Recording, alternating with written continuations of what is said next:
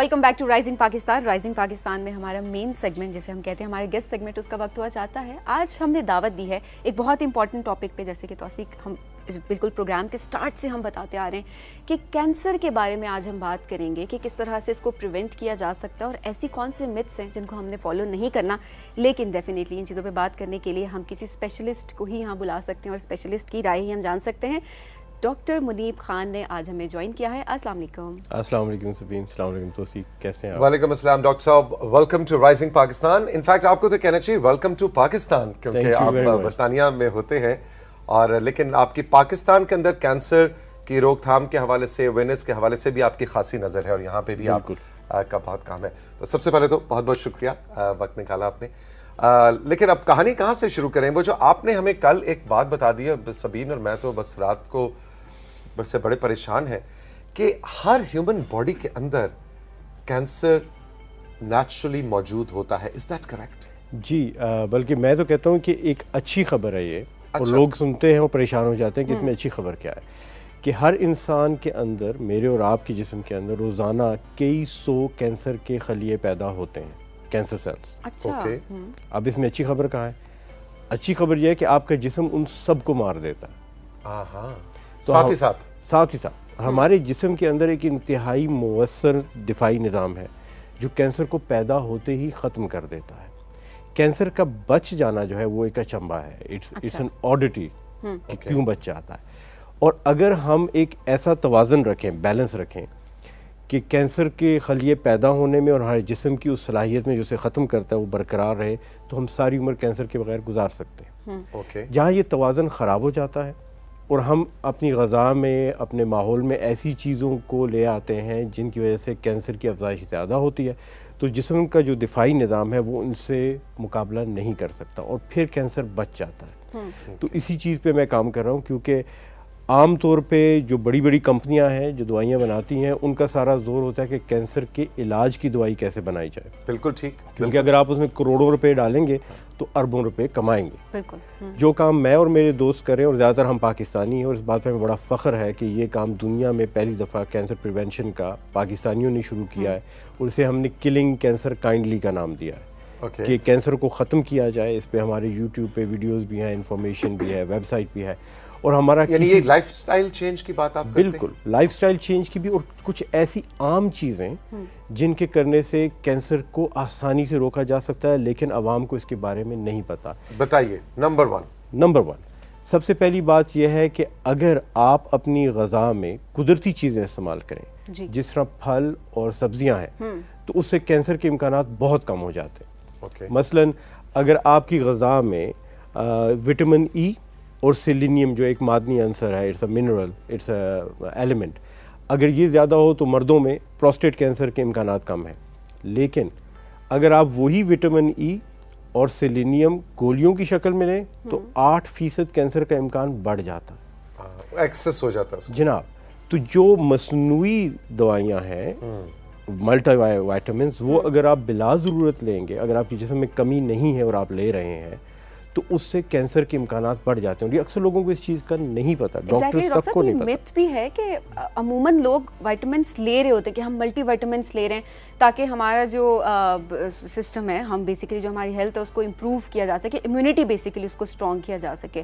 تو ایک کہتے ہیں نا access of every thing is bad, تو میرے خیال میں یہ اس کے اندر فال کرتی ہے چیز کہ اگر آپ کوئی بھی چیز ہے وہ آپ کے لیے فائدہ مند ہے, لیکن آپ اگر اس کی زیادتی کریں گے, اس کا زیادہ استعمال کریں گے, تو وہ پھر اس کا جو اثر انداز ہے, اس کا جو اثر ہے وہ نیگیٹو بھی ہو جاتا ہے. اور جو مصنوعی اجزاء سے بنی چیزیں ہوتی ہیں, چاہے وہ ملٹی وائٹامن ہی کیوں نہ ہو, ان کے نقصانات بہت زیادہ ہیں. اچھا, اگر تو آپ کے جسم میں کمی ہے اور آپ لے رہے ہیں پھر تو ٹھیک ہے, لیکن جیسی وہ کمی پر ہوتی ہے, آپ کو چاہیے کہ آپ فروٹ اور ویجیٹیبل, سبزیاں اور پھل استعمال کریں, اس سے اس کمی کو ہونے سے روکیں آئندہ کے لیے. لیکن یہ چیز اکثر لوگوں کو نہیں بتائی جاتی. نمبر 2 کیا ڈاکٹر صاحب؟ ایک تو ہو گیا پھل اور سبزیاں, آرگینک ہمیں جانا ہے, اور کیا لائف سٹائل میں ایسی کون سی چینج ہے جو کرنی ہے؟ لائف سٹائل میں چھوٹی چھوٹی سی ایسی بہت چینجز ہیں جو کہ ہمارے آباء و اجداد کیا کرتے تھے. مثلاً اگر آپ باقاعدگی سے روزہ رکھیں, جس کو اب انٹرمیٹنٹ فاسٹنگ کے نام سے بڑا پروموٹ کیا جا رہا ہے امریکہ, کینیڈا اور ویٹ لاس کے اندر بڑی جناب ہے. بالکل, اور وہ کہتے ہیں کہ لگاتار روزے کبھی مت رکھیے, ہفتے میں 2 دن 5:2 5 days آف فیسٹنگ, 5 دن آپ عیاشی کریں, دعوت کریں, 2 days آف فاسٹنگ, 2 دن آپ روزہ رکھیں.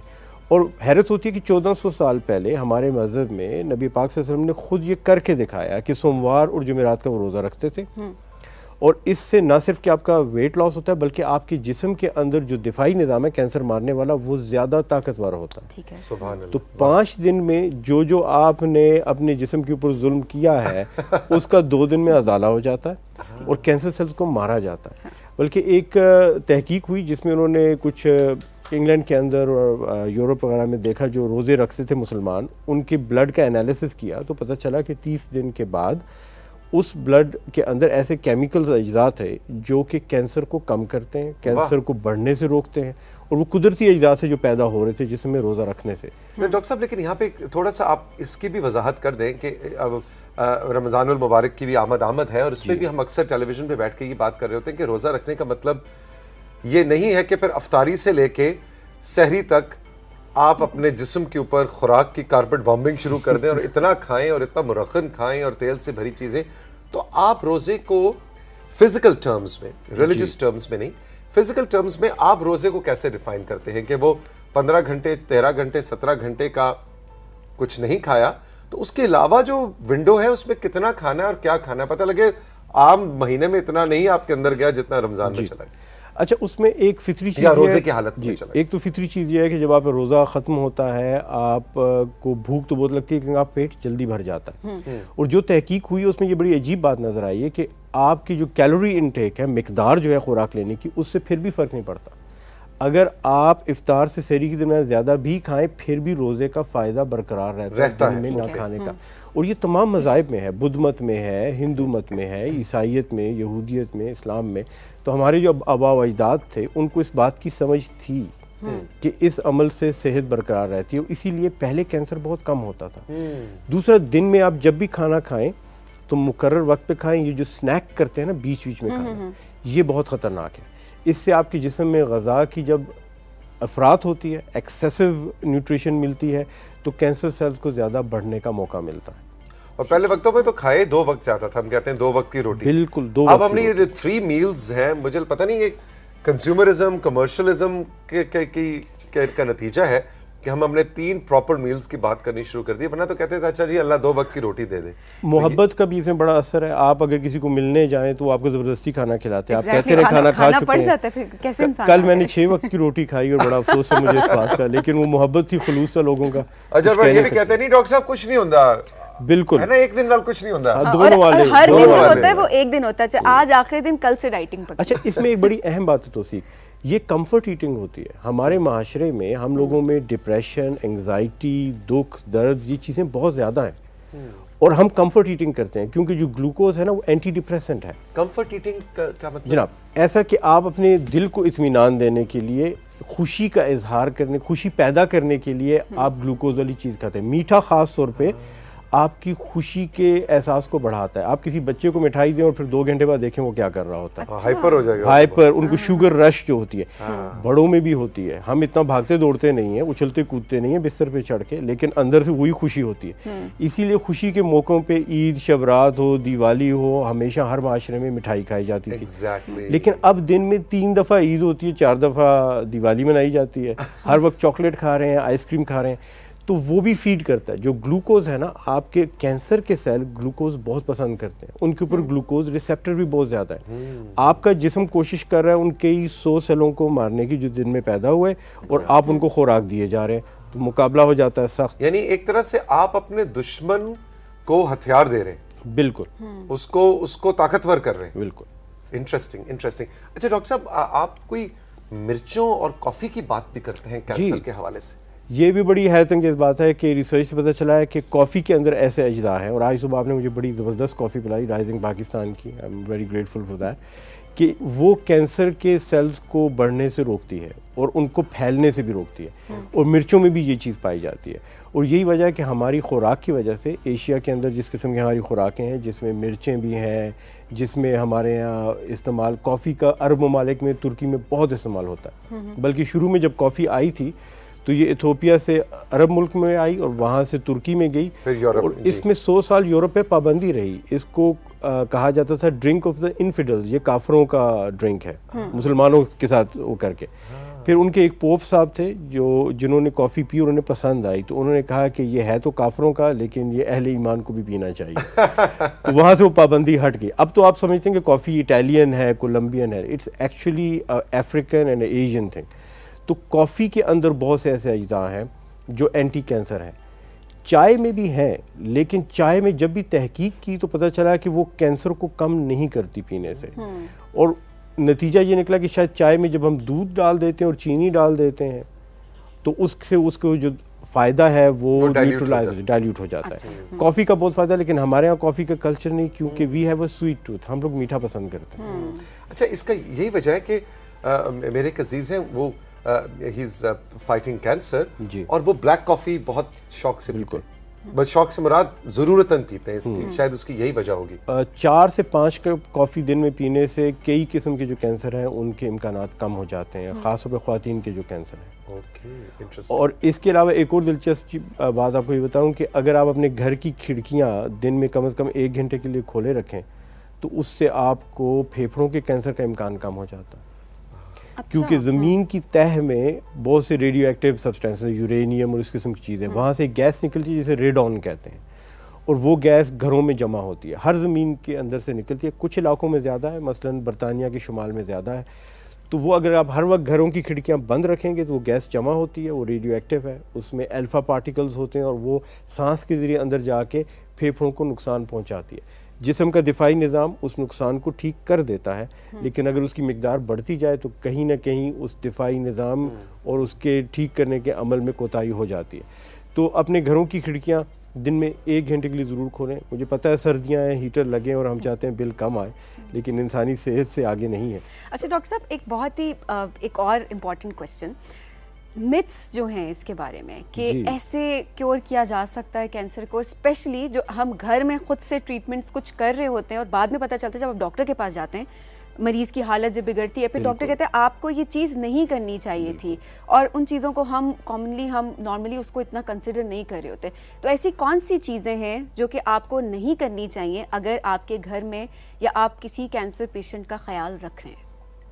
میرے خیال میں تو آپ کو کسی ماہر امراض سرطان آنکولوجسٹ سے رابطہ کر کے مشورہ کر کے کام کرنا چاہیے. میرے بہت سے مریض ہیں جن کا مجھے بڑا افسوس ہے کہ انہوں نے ہزاروں پاؤنڈ انگلینڈ میں رہتے ہوئے خرچ کیے اسی قسم کی ٹریٹمنٹ پہ، وٹامن سی کے IV انجیکشن لگائے، ان کی بیگمات نے اپنے زیور تک بیچے اور اس سے پیسے لے کے علاج کرایا، اسے کوئی فائدہ نہیں ہوا. اور ابھی چند دن پہلے ہی میں نے وٹامن سی پہ 2 لیکچر، ایک اردو میں اور ایک انگریزی میں، کلنگ کینسر کائنڈلی کے YouTube پہ اسی لیے ڈالا کہ مریضوں کو پتہ چلے کہ اس کے کیا فائدے ہیں اور کیا نقصانات ہیں.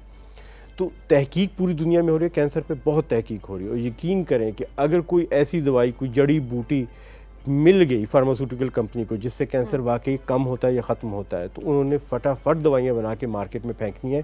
اربوں خربوں کا بزنس ہے یہ. تو یہ جو ہوتا ہے کہ فلاں پہاڑ پہ فلاں بزرگ بیٹھے ہیں اور وہ بوٹی بنا کے دیتے ہیں اور کینسر ختم ہو جاتا ہے، پچھلے 20 سال سے میں نے ایسی بوٹیوں کا کوئی فائدہ، کوئی اثر نہیں دیکھا.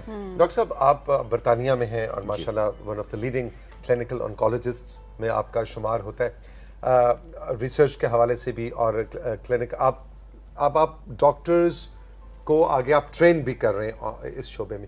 پاکستان کے اندر اس وقت کینسر کے علاج کے حوالے سے جنرل سچویشن کیا ہے؟ سروائیول ریٹ بہتر ہوا ہے؟ کیونکہ ایک وقت تھا کینسر کے ساتھ موت کا لفظ آتا تھا، کینسر موت ہے، ایڈز کینسر، یہ کچھ ایسی بیماریاں تھیں کہ بس یہ ہوا تو سمجھے جی بوریا بستر. لیکن اب ہمیں سروائیورز بہت زیادہ عام معاشرے میں نظر آتے ہیں. So how do you see the survival rate? اچھی بات تو یہ ہے کہ سروائیول بہتر ہو رہا ہے. کچھ کینسر تو ایسے جنہیں مکمل طور پہ کیور کیا جا رہا ہے، جیسے ٹیسٹیکولر کینسر ہے، خصیوں کا کینسر، 97%، 97% کیور ریٹ ہے اس کا. اس کے علاوہ پروسٹیٹ کینسر اگر آپ شروع کے مراحل میں پکڑ لیں تو اس کا 80-90% کیور ریٹ ہے. بریسٹ کینسر بھی 80-90% کیور ریٹ ہے. دیر سے پکڑے جانے پہ بھی میرا ایک پروسٹیٹ کینسر کا پیشنٹ 26 سال سے زندہ ہے اور وہ دوائیاں لے رہا ہے اور اچھی زندگی گزار رہا ہے. ہاجکن لمفوما ہے، ایک بلڈ کینسر ہے، اس کے 95%، 100% کیور ریٹ ہے. تو بہت سے کینسرز میں ہم کافی بہتر کر رہے ہیں.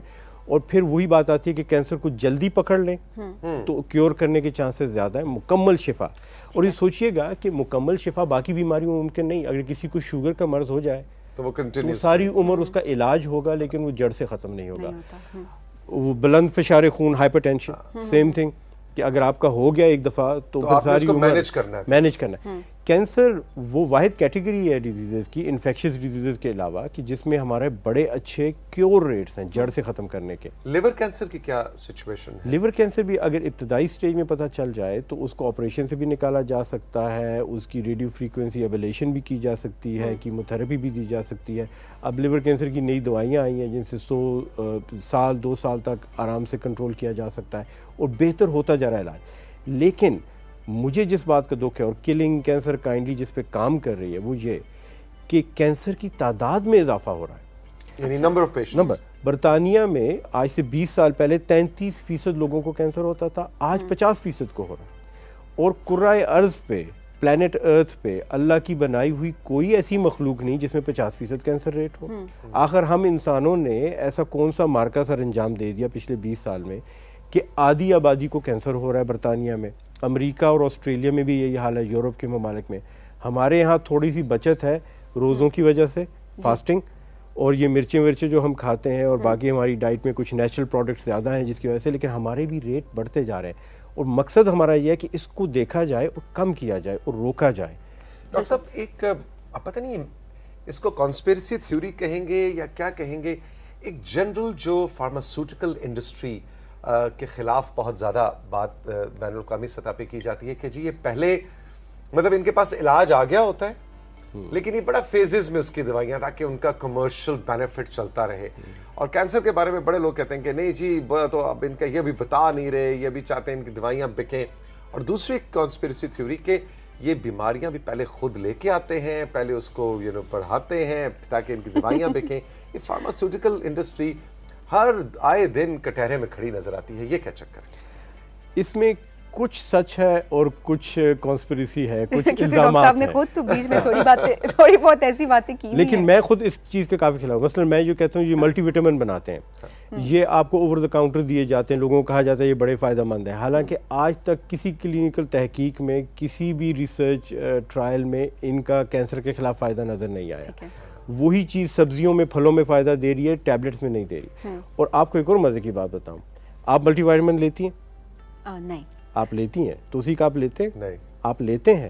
آپ کو پتا ہے کہ ہمارے آٹے میں ملائے جا رہے ہیں, تیل میں ملائے جا رہے ہیں. جناب ٹنوں کے حساب سے یہ کمپنیاں بنا رہی ہیں اور بیچ رہی ہیں. دکان سے جا کے صرف پنجابی میں ہم کہتے ہیں نا ہوکا ہے نا, کہ وہ کچھ لوگوں کو ایک نفسیاتی بھی مسئلہ ہو جاتا ہے کہ اچھا میں نے ملٹی وائٹامن دیو, آئی ہیو کراسڈ 50. تو ایسا کچھ نہیں ہے, بلا ضرورت ملٹی وائٹامنز نہیں لینے چاہیے, لیکن ہماری خوراک میں شامل ہے. اب ہم یہ اس مشن پہ نکلے ہیں کہ ان کو کہا جائے کہ آپ خام خواہ لوگوں کو آٹے تیل میں کیوں ملا کے دے رہے ہو. اور میرا یہ اندازہ ہے کہ اس وجہ سے کینسر کے امکانات بڑھتے جا رہے ہیں, کیونکہ آپ کو پیدائش سے, بلکہ پیدائش سے پہلے بھی عورت حاملہ ہوتی ہے تو ملٹی وائٹامن شروع ہو جاتے ہیں. اگر نہیں بھی لیتی تو آٹے تیل میں تو ڈالا ہوا ہے آپ نے, اور پھر مرتے دم تک دے رہے ہیں. تو پہلے تو وہ ملٹی وائٹامن ہماری خوراک میں شامل کیے جا رہے ہیں جس سے پیسہ مل رہا ہے کمپنیوں کو. پھر جب کینسر ہو جائے تو کینسر کی دوائیاں بیچی جا رہی ہیں جس سے پیسہ مل رہا ہے. تو کسی حد تک وہ الزام جو ہے, میں یہ نہیں کہوں کہ وہ جان بوجھ کے کر رہے ہیں, لیکن ان کا چونکہ تمام نقطہ نظر منافع ہے, وہ ان چیزوں کو درگزر کر رہے ہیں, اگنور کر رہے ہیں. بالکل. صاحب ایک اور آخر میں ایک بہت ایک اور میں امپورٹنٹ کوشچن اس کو اس وجہ سے کہوں کیونکہ آپ نے بار بار یہ بات کی کہ آپ اگر ارلی ڈائگنوز کر لیتے ہیں تو اس کا کیور جو ہے وہ زیادہ % چانسز ہوتے ہیں کہ آپ جو ہے وہ کیور کر سکتے ہیں 90% تک. لیکن میں چاہوں گی کہ کچھ ایسے وارننگ سائنس آپ بتائیں جو کہ آپ کی باڈی دینا شروع ہو جاتی ہے, جس پہ ایک انسان کو ویجیلنٹ ہو جانا چاہیے کہ ہاں بھائی اب مجھے ٹریٹمنٹ کے لیے یا مجھے اپنے چیک اپ کے لیے جانا چاہیے کیونکہ there is something wrong in my body.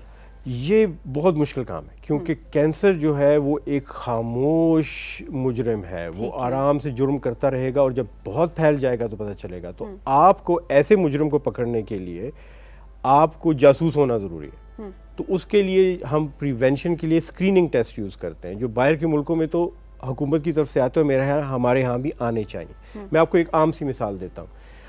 میرے بہت عزیز ہے ایک رشتہ دار, میں رشتہ بیان نہیں کروں گا لیکن بہت قریبی عزیز ہے, ان کو بڑی آنت کا کینسر ہوا, اور وہ اگر 10 سال پہلے اپنے پاخانے کا ٹیسٹ کرواتے اور اس میں خون پکڑا جاتا تو وہ کینسر ابتدائی مرحلے پہ ڈیٹیکٹ ہوتا, कोलोनोस्कोपी होती 25-30 हज़ार रुपये लगते हैं, 100 रुपये का टेस्ट होता है या 200 रुपये का, 25-30 हज़ार में कोलोनोस्कोपी करके उस कैंसर को शुरू में ही काट दिया जाता, ख़त्म कर दिया जाता। यानी ये जो हम कहते हैं कि साल में एक दफ़ा कंप्लीट बॉडी का चेकअप ज़रूरी है, तो ये इसमें फिर जल्दी कैंसर और जैसी दूसरी बीमारियां पकड़ा जाने का इम्कानात बढ़ जाते हैं। कम खर्च है इसमें, बजाय इसके कि जब पूरा कैंसर 100 का टेस्ट है, 25-30 हज़ार की कोलोनोस्कोपी है और आपने कैंसर काट दिया और आपकी जान खलासी हो गई।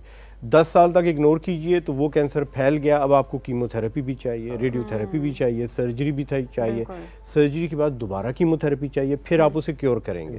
तो जहाँ एक दिन में क्योर हो सकता था, अब वो कई महीनों में जाके क्योर हो रहा है। डॉक्टर साहब थैंक यू वेरी मच, बहुत बहुत शुक्रिया, बहुत दिलचस्प और आसान अल्फाज में आपने आज के इस सब्जेक्ट को हमारे सामने एक ओवरव्यू दिया। All the best. Thank you. मतलब जाहिर है दुआएं भी बहुत सारी लेते होंगे, क्योंकि कैंसर से जब आप किसी को शिफा देते हैं तो आई कैन इमेजिन कि वो कितना बड़ा रिलीफ होता है, और मरीज़ के दिल से, उसके प्यारों के दिल से, जो डॉक्टर्स के लिए, पैरामेडिकल स्टाफ के लिए जो दुआएं निकलती हैं, उसका तो कोई अंदाज़ा किया नहीं जा सकता। All the best. Thank you, बहुत बहुत शुक्रिया। बहुत बहुत शुक्रिया।